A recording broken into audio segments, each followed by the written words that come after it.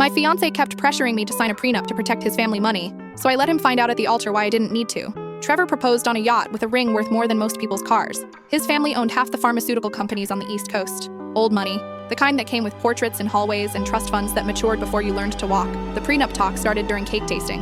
"It's just a formality," he said, sliding the document across the table. "My father insists." I glanced at the terms. I'd keep whatever I came into the marriage with. Everything else remained untouchable. If we divorced, I'd get $50,000 per year of marriage. Maximum cap at 10 years. "I need time to review this."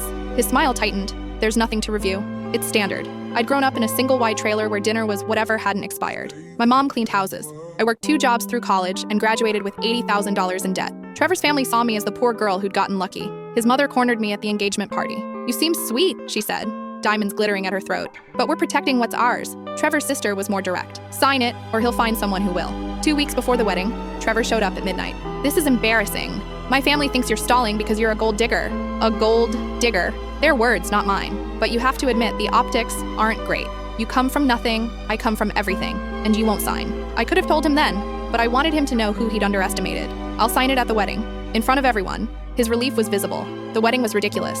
Ice sculptures, live orchestra, flowers flown in from Ecuador, 300 guests in designer gowns. When the ceremony ended, Trevor's father approached with the prenup and a silver pen. "Just a small bit of business," he announced. "A formality to protect the family legacy." The guests murmured. Some looked uncomfortable. Trevor's father placed the document on a podium. "If you'll just sign here, sweetheart." I picked up the pen, smiled at Trevor, then addressed the crowd. "Before I sign, I want to share something." Trevor looked confused. His mother's face went rigid. 6 years ago, I started a tech company in my studio apartment. I maxed out credit cards and worked 100-hour weeks. Last year, that company went public.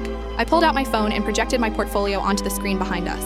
The number was very, very large. I'm worth $340 million, roughly 4 times the Harrington family fortune. I never mentioned it because I wanted Trevor to love me for me. The room erupted. Trevor stood frozen. "So about this prenup, it protects Trevor's assets but says nothing about mine. Which means if we divorce, Trevor gets half of everything I own." I looked at my new husband. "Unless we write a new one that protects both of us equally." His mother gasped. "Or we could skip it entirely. Build a life based on trust instead of suspicion."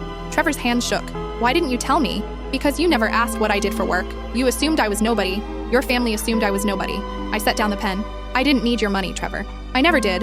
His father sputtered about fraud. "There's no fraud in not advertising your wealth," my lawyer said, stepping forward. "Unlike certain families who somehow missed a publicly traded company." The reception was tense. We spent our first night married in separate rooms. We divorced 6 months later. He signed my prenup without argument. Trevor remarried last year. Someone from an approved family. Someone who signed on the dotted line. I bought my mom a house, paid off my debt, started a foundation for first-generation students. And I never apologize for building an empire they were too blind to see.